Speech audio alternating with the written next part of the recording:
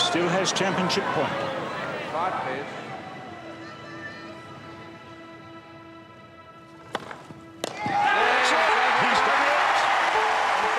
Boris Becker took the tennis world by storm when he won Wimbledon, aged only 17. Boris was one of the greatest players there ever was. He became a symbol of success that a whole country was hitching its wagon to. Boris, congratulations. Can we have a few words with you? He became as famous as a rock star. Ladies and gentlemen, Boris Becker. With luxury homes across the globe. Everybody wanted to offer Boris untold riches. The money was just flooding in. It's not the life of a normal person. He was headline news. New women just kept coming. I've never spoken to him again. The phone rang, and it was a source giving me a tip-off about Boris Becker, a possible love child, and a broom cupboard at the Japanese restaurant, Nobu. But the hero crashed and burned. Boris had hid the horses in the bedroom because you have to pay taxes on the horses, and he hadn't paid the taxes. You walk into the bedroom and there's a horse. Boris arrived and he was cocky. I said, you may have been the greatest on your courts, but now you're walking into mine. Tennis champion Boris Becker has been declared bankrupt. He was sentenced to 2 years and 6 months in prison. This is Boris Becker as never seen before. His story told by those who know him best. His friends, his coaches. We can start. And his women. There's just something about this guy. He is sweet. He is kind. He is funny. But he's also arrogant. He's a liar. Superstars that have been big when they're kids, it's a disaster waiting to happen.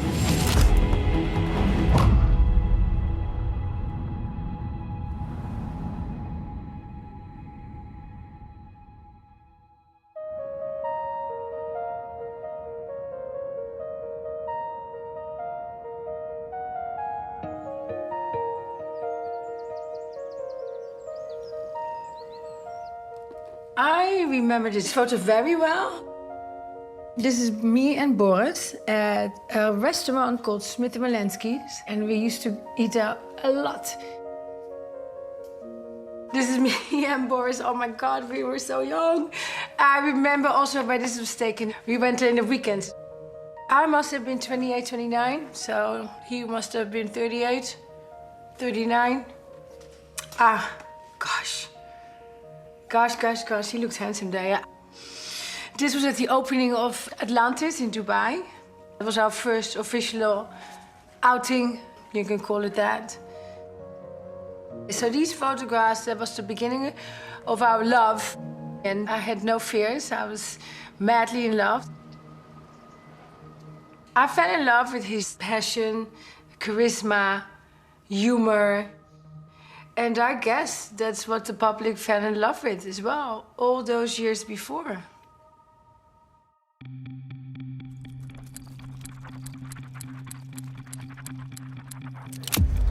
So, waiting for this eagerly awaited final, because the Becker boy has really caught the imagination. He's only 17 and a half. He's playing against Creek, who is really a very fierce competitor. Coming into Queen's 85, we didn't know an awful lot about Boris. This kid's big and strong and hits the ball really hard. I mean, he hit it so hard, in actual fact, that we didn't think it was possible that he could keep the ball in the court. So here we go.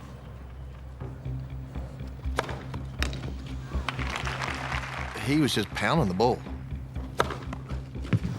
Big serves, big volleys.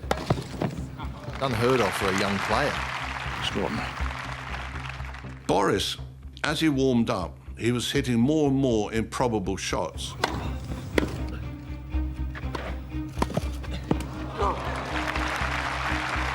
Creek was completely flummoxed.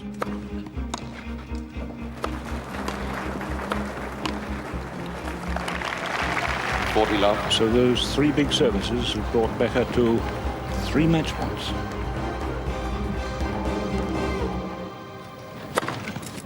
And the race. I was surprised at how good Boris was. If he goes out there and plays like that, I mean, who's going to stop him? 17 years old. Yeah, that's right. It's very early, isn't it? That's right, yeah. I'm sure that the first one is the sweetest, isn't it? First Yeah, time you won a that's Grand Prix right. I event. mean, it was a dream for me when I was 10 years old that I can win a Grand Prix final. Just fantastic, you know.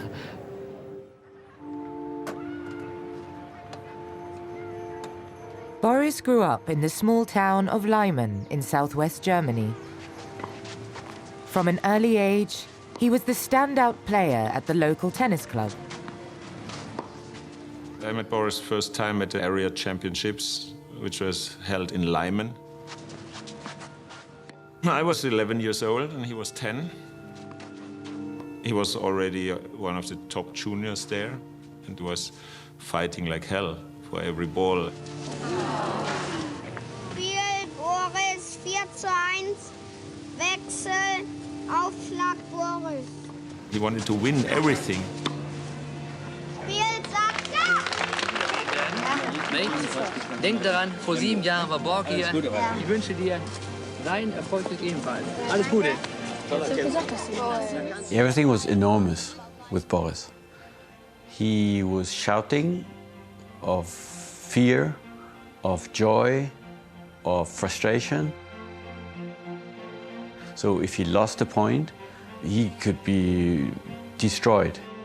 I met Boris when we were 10. He had a big, big heart. And he was unpredictable. That's one of his strengths and, yeah, one of his weaknesses probably also. He had this unbelievable will to win. His shots were like nobody else's. Harder, faster, fierce.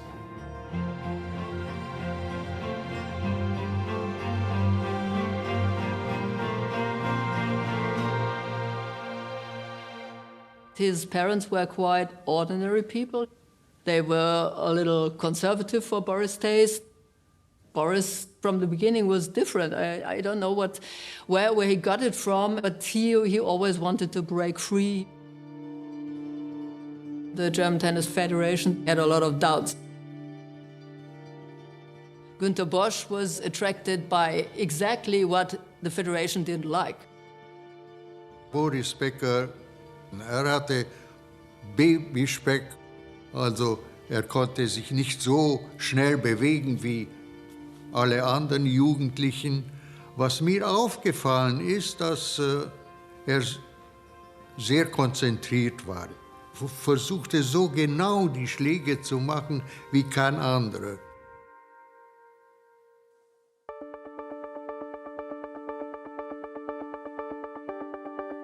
As Boris went into his teens, the buzz around his talent soon attracted tennis agent Ion Tiriac. The Romanian ex-pro was looking to discover young players he could turn into money-making champions. Tiriac, und so hat dann den Boris gesehen. Nach dem Spiel kam zu mir und sagte, Mensch, vielleicht kann ich ihn unter Vertrag nehmen. Boris wanted to challenge the big guys. He was sure inside he was winning Wimbledon. He was really confident about himself. This confidence is unique. He goes to Wimbledon like it's a normal tournament, but I can win it, you know? Why not?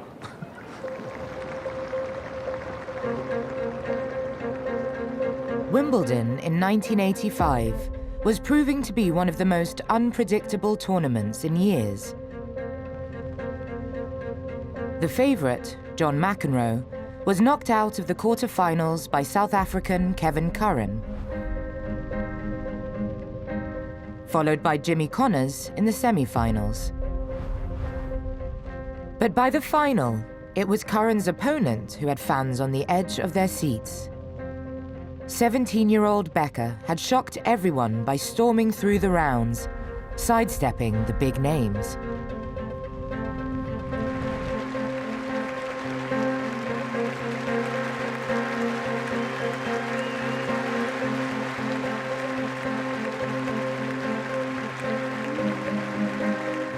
centre court was a sellout, as everyone, Boris's family included, waited to see if the teenager would make history.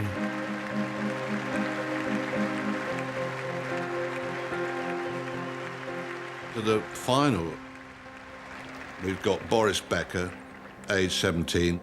We've got Kevin Curran, 10 years older, much more experienced. This is a massive occasion. Germany's going mad. Britain's going mad. Everybody was glued to TV. It was crazy. We couldn't resist watching it. I was jealous of this hotshot German guy who was younger than me. I was hoping Kevin would win. I went into the final against Boris. He had created this aura of this young kid, 17-year-old, won Queens. So I knew I was in for a real dogfight.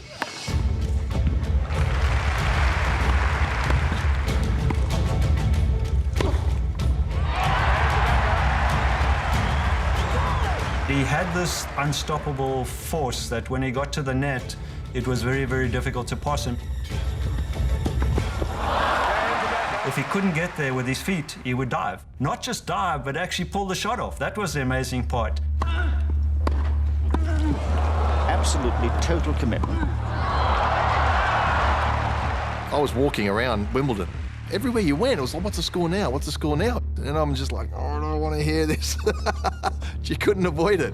It was massive, massive news.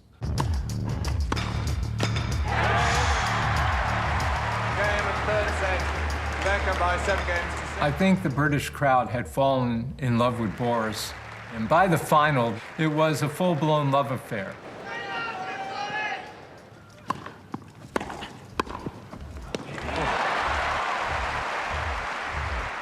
They absolutely loved the recklessness, treating his body like a rag doll. Boris had that visceral drive that I'm never going to give up without being crushed.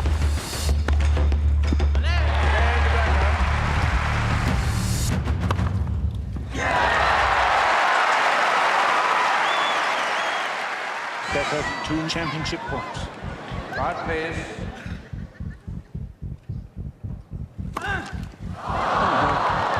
Double fault. 40-30. That's incredible. Maybe now we're going to see him crumble. But he still has championship point. And I thought, gee, there may be an opportunity here for me. Right, please.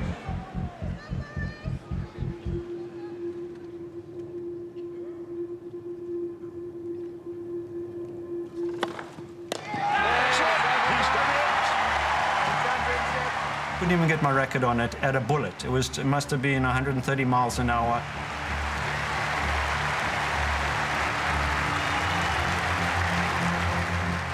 It kind of summed up Boris, that he was able to produce one of the greatest serves on the final point of the match.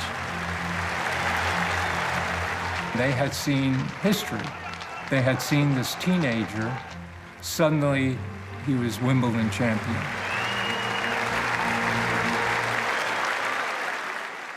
It will be a hero's welcome today for a 17-year-old who is $175,000 richer after a powerful Wimbledon performance. The whole nation woke up with a hero. Germany needed a superstar. They took Boris as a national hero, and the whole nation followed him. My coach said, why don't we go to Lyman and congratulate Boris? And you cannot believe what we saw.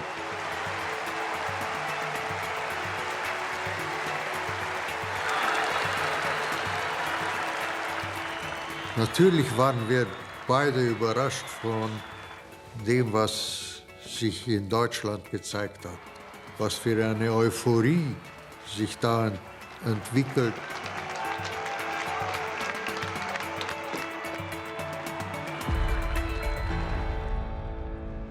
Boris winning Wimbledon, it was bigger than you could ever imagine. It really was. The newspapers were just full of everything. It was Boris mania.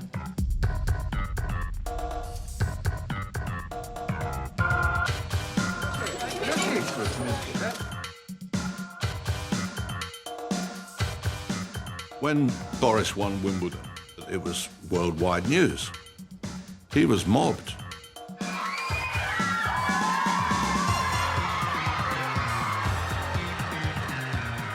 He received something like 50,000 letters. And among those, there were a great number of requests for marriage.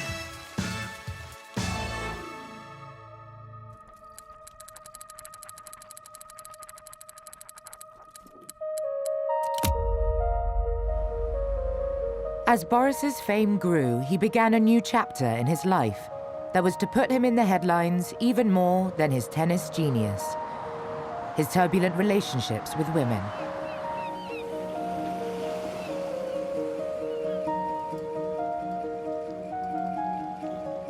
Life for me in Miami before I met Boris was, wow, carefree, irresponsible, just absolutely loving life, had no ties to anybody. It's one of the typical Sundays, I'm hanging out with my girlfriends, we're chilling. I saw him first when he arrived. The impression I got of him was like, well, he was at that time tall, big blonde hair, spiky hair, and he's a big man. You cannot help but notice him. He has that physique where you're just like, oh, wow. And we looked at each other and didn't think anything of it. And then the girl that worked at that bar, she's like, listen, Boris Becker wants your number. All right, sure, give him my number. And he kept leaving voicemails. But this went on for like 3 months. And then just before Christmas, he came back. And I'm like, ooh. And we just hit it off, that was it. We just had dinner. And it was one of those dates where it didn't seem there was enough time. We left the restaurant, and he grabbed my hand, gave me a kiss on the forehead, and I just grabbed his face and just... No tongue, but I went full in. I'm like, this is not how we say goodnight. To hang out with Boris is extremely funny. He's a very sweet guy, very giving. I got to know Boris the person, not Boris the tennis player. We just really fell for each other, and it was honestly amazing.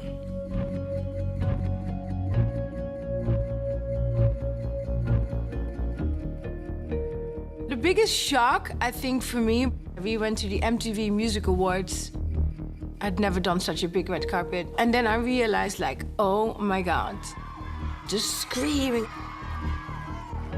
And then he had to present something, we had to do interviews, he left me alone, I felt lost.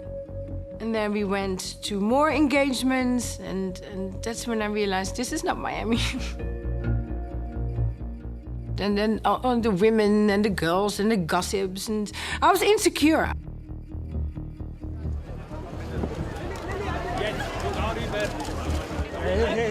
I did not know. There was no guide there. I wasn't prepared.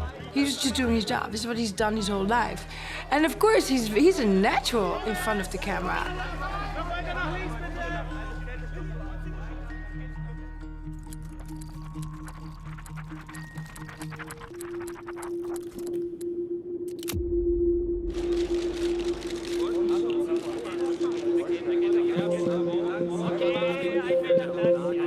Becker had been working the media since he won Wimbledon in 1985.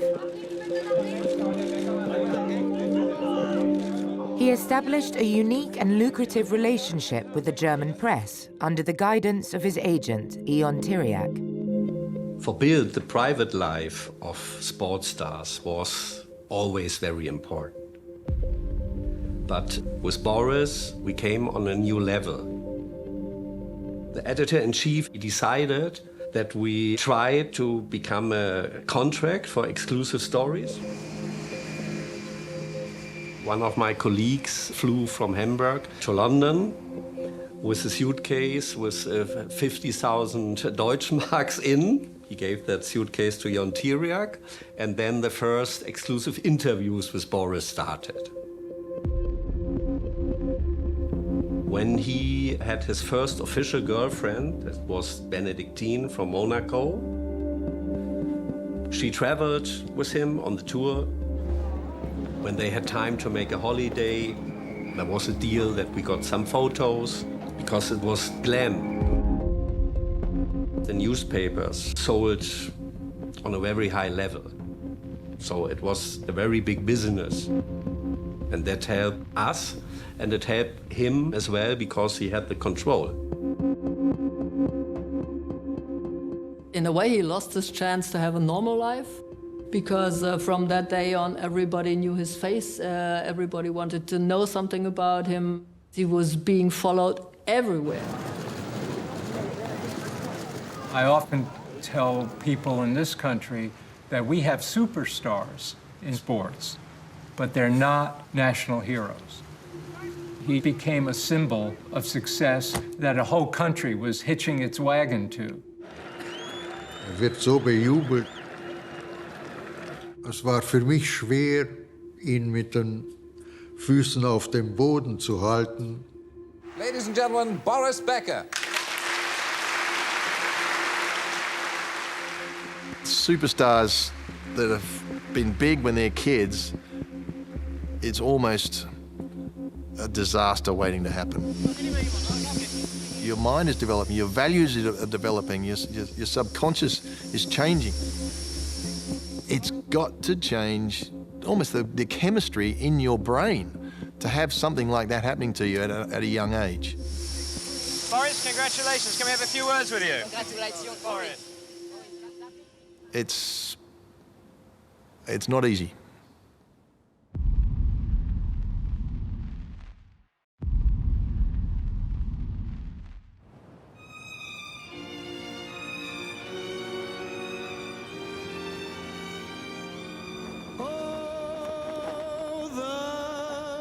Good life.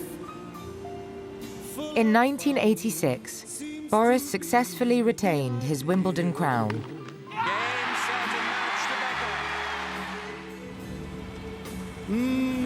He made the tax-free playground of Monte Carlo his permanent home and began another defining chapter in his life, his relationship with money. When Boris won his second Wimbledon title, he became a megastar like nobody else before in Germany. Yeah, it was unbelievable. Everybody wanted a piece of Boris. Everybody wanted to offer Boris untold riches. The money was just flooding in, and of course, the Tyriak would have realized he was controlling a gold mine.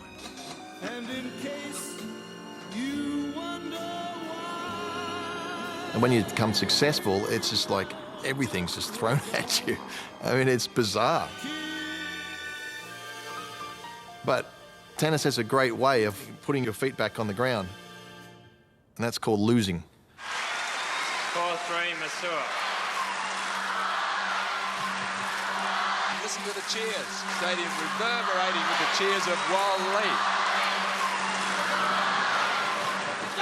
Quiet, please. You know, I was at home, my father kept yelling out, "You're not going to believe this, but Wally's beating Boris, and Boris is losing it."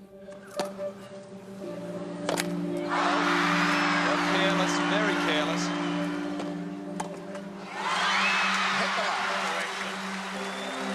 That has to be racket abuse. Certainly something was going on. I don't know, your girlfriend said something wrong, whatever. If something goes wrong and it's in your head and it's a really strong opponent, you're in big trouble.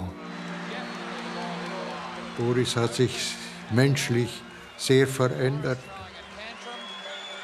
Hatte die Schwierigkeit, das Ganze aufzuteilen. In Australien war das die größte Katastrophe, die man so erleben konnte. So 2 match points here for Masur. He's done it! Fifth set and match for Wally Masur. 3 sets to 2, 4-6. Ich dachte, eine Freundin von Boris wird hilfreich sein in seinem Spiel. Da habe ich mich falsch eingeschätzt. Good morning. It's only 6 months ago that we were marvelling at the awesome talents of Boris Becker winning his second successive Wimbledon championship. Yesterday, however, his coach, Günter Bosch, resigned following the player's exit from the Australian Open. Boris Becker was tight-lipped about the surprise departure of his coach. Also ich glaube, dass in der Zeit Boris die Meinung der Freundin akzeptierte, die Meinung von Tirjak akzeptierte. Und so gesehen war ich da, der nicht mehr die Vertrauensperson war. Schluss, fertig. Das war das Ende. I had the impression that Bosch, he loved Boris. It was not a trainer-player situation. Bosch was a father for Boris, and when Boris made him quit, it was a danger starting. I mean, I'm still alive. I lost a tennis match. I'm not going to kill myself. Huh? It's bad, and I'm disappointed, but tomorrow the sun is coming out again.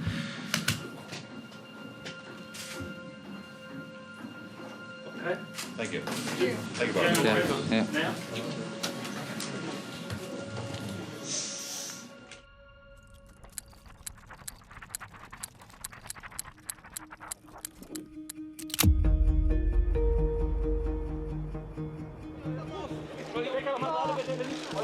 Boris and Charlili's relationship had been under the harsh media spotlight ever since they met, but it had survived for 3 years.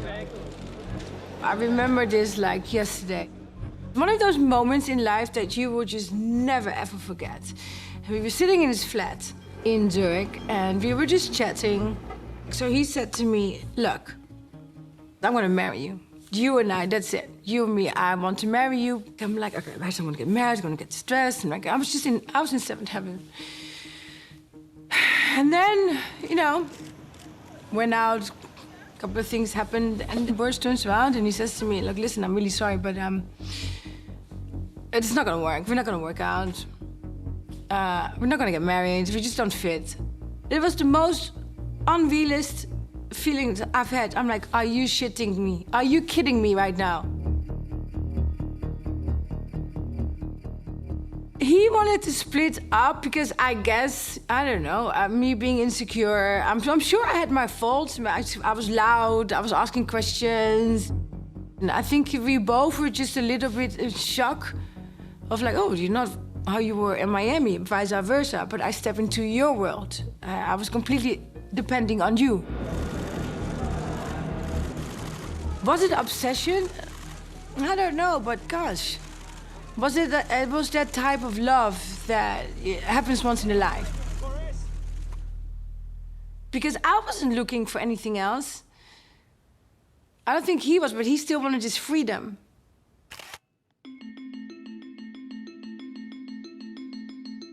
I was on a family holiday and I got a call from a colleague and he said, we have photos of Boris with Alessandra Meyer-Wölden on a boat. And he was putting sun cream on her breasts. 10 minutes later, I got a call from Boris who said, I have a good story for you. I will marry Alessandra Meyer-Wölden. I was very surprised because Alessandra was a party girl in Munich.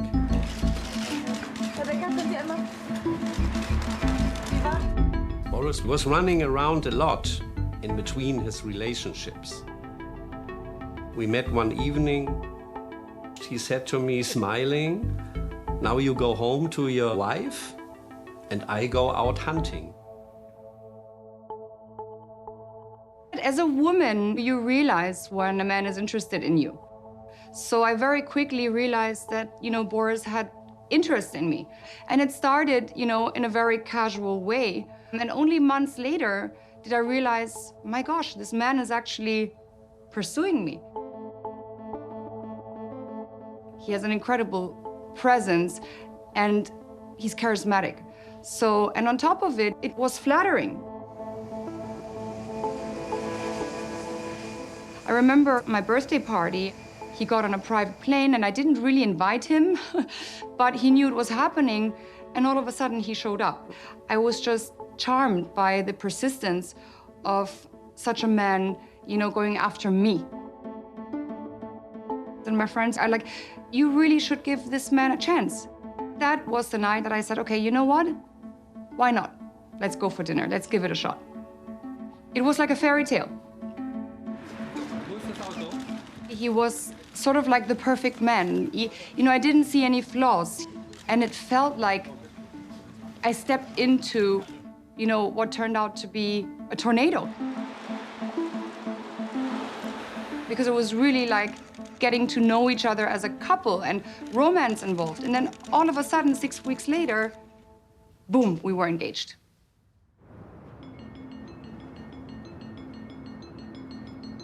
So I wake up one day, and my phone rings, and there's a girl I used to work with, we're quite close. I'm really sorry, and I'm like, what the hell do you mean? Like, no, did you see the news? I'm like, no. Oh, Boris is engaged. I'm like, the air? What do you mean? Whom? I went online, I went to Build. Whoa, this girl was pretty, younger. I've just felt, oh my God, that was a tough one. And then I said, no, fuck it. I'm gonna go Ibiza.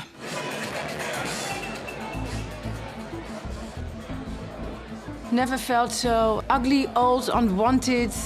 The pain wouldn't go away. I tried every mushroom, every drug, every sort of alcohol in Ibiza. I tried it all. Gosh, I couldn't even get drunk enough to forget about that guy. That's how in a bad state I was. Sandy, was wünschen Sie sich denn für heute Abend?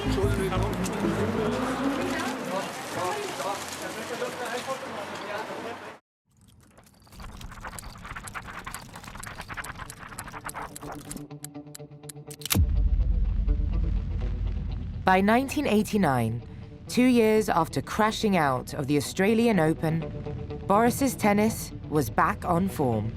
Now, with a new coach and girlfriend, he won his third Wimbledon title, beating the defending champion Stefan Edberg. And he's done it. 2 months later, Boris cemented his comeback by winning the US Open. He now had one target left: to become world #1. At the Australian Open, he beat Ivan Lendl and claimed the ultimate crown. In '91, when he finally got #1, it was the ultimate proof now. He had won in Wimbledon, he had won at US Open, and now in Australia, and he was #1. Being #1, you are king of the hill, and it meant a lot to Becker. I think that was the one thing he thought was missing.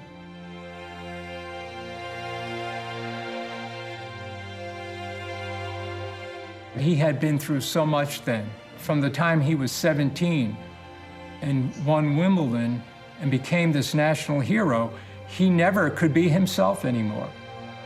He was always playing for somebody else. His country, his coach, his sponsors. This one is for me and me only.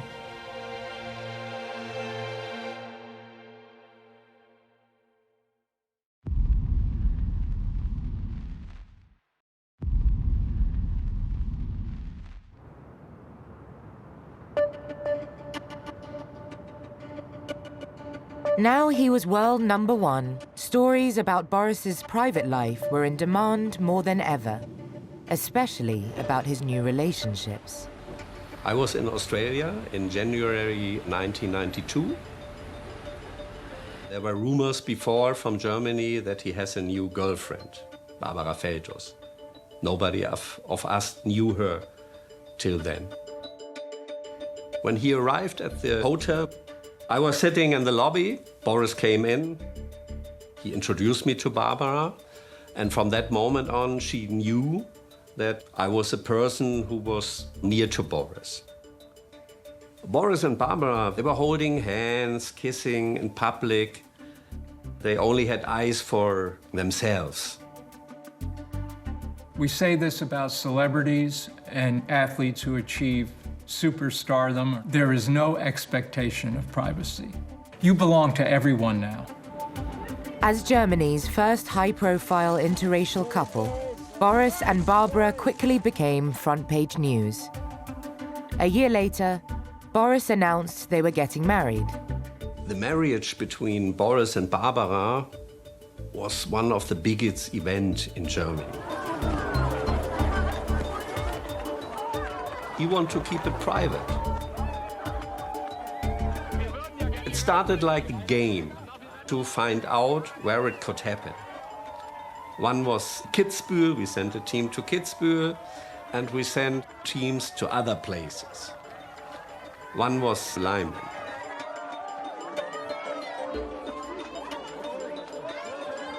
And so we were prepared, and we said to him, I think we will find it out and we will be there.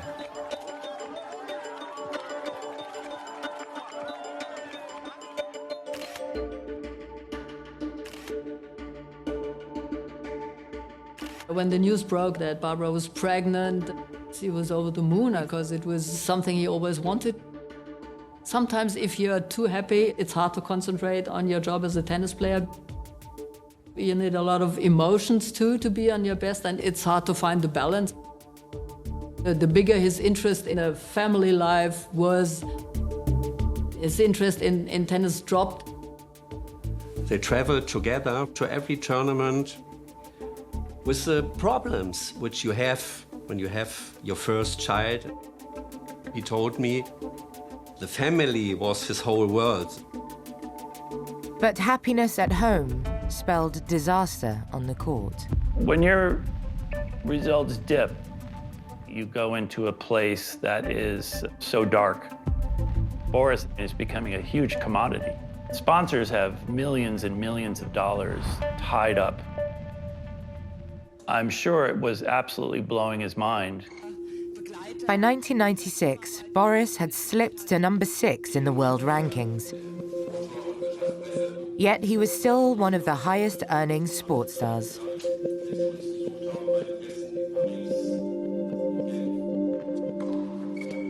Boris made a lot of money during his career.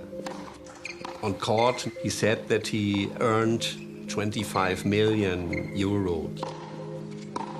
But Jon Tiriac said to a friend of mine, it was much more.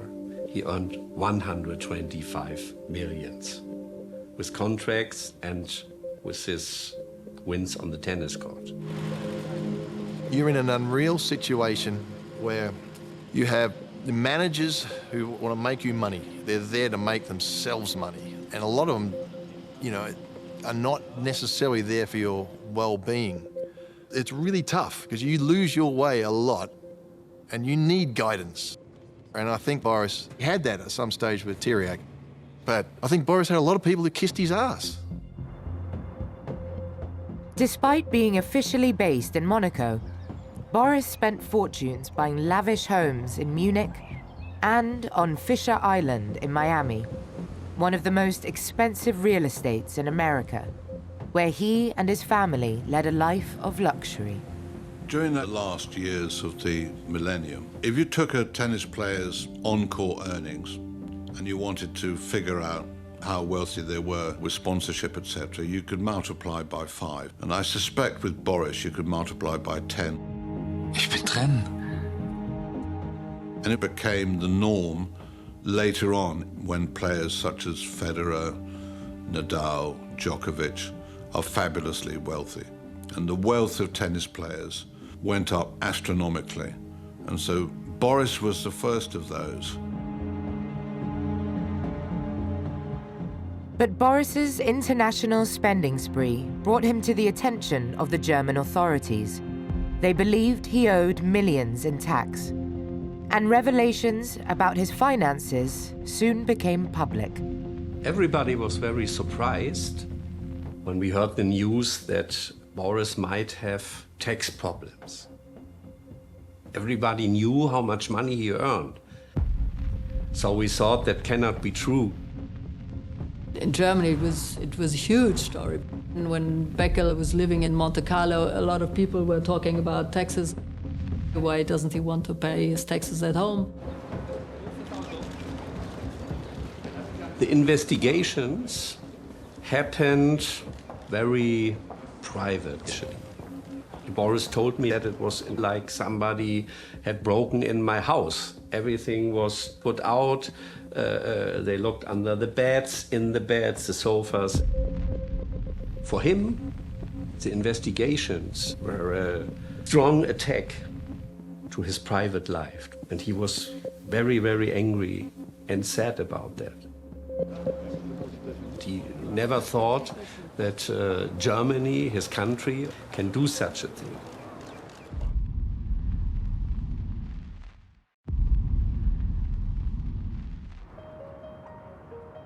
With tax investigations ongoing, Boris's tennis suffered, and he continued to slip further down the world rankings and out of the top 100. In 1998, he retired from major tournaments. But the following year, in 1999, he took a high-profile gamble, one more attempt to win Wimbledon. It was surprising that Boris decided to play Wimbledon a comeback, the last hurrah. His last match in Wimbledon, his wife Barbara was pregnant with his second child.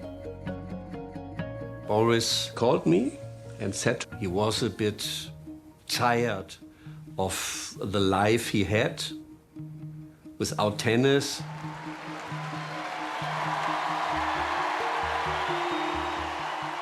Because the thrills tennis gave him, the special moments, the fights, he wanted to feel that again. I remember watching the end of the first week. He was up against the second seed, Pat Rafter. The trouble was, Boris is now 31 and is a part-time player, and Rafter is at the top of his game. Becker faced the best serve and volley player of that time. Game, Rafter. You could see that it was done. He's going to go down. You can guarantee he's going to go down fighting. 6-3. In sport, when you see a great champion reduced, when however hard he tries, he can't do it and he finds himself floundering, it's always deeply sad.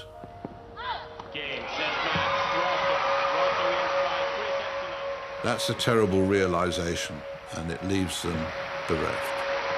It's the end of 15 wonderful years at Wimbledon, the youngest champion at the age of 17 years and 7 months. And then when you know you have to leave your lover, it's never easy, and he knew that it was the end of a chapter.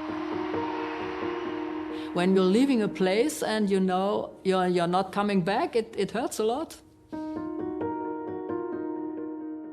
For Boris, it must have been horrendous.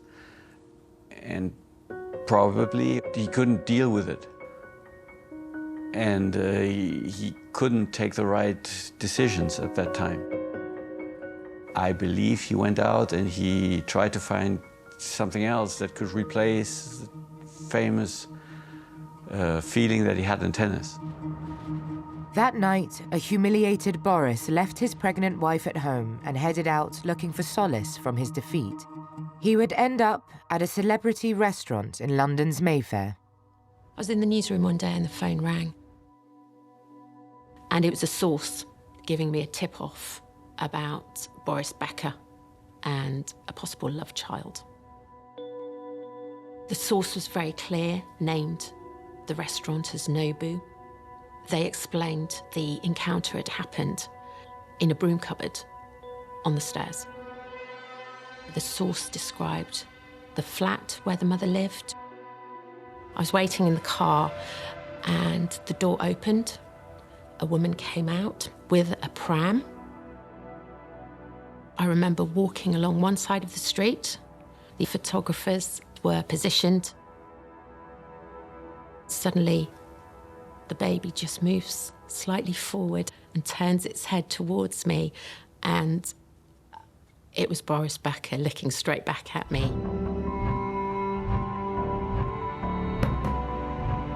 At that moment, I thought that the wind could change for Boris. He was a hero, beloved from so many, and could fall as harder as nobody before. I loved that I was finally claimed in public. This is the girl I want to marry. I loved every minute of it. We were dancing together. We were in love. Boris had given me the same story, that she had given him a blowjob and then she had kept the semen that was in her mouth and she impregnated herself. And he was very cocky. I said, Boris, you may have been the greatest on your courts, but now you're walking into mine. You got a message for your fans? See you in court.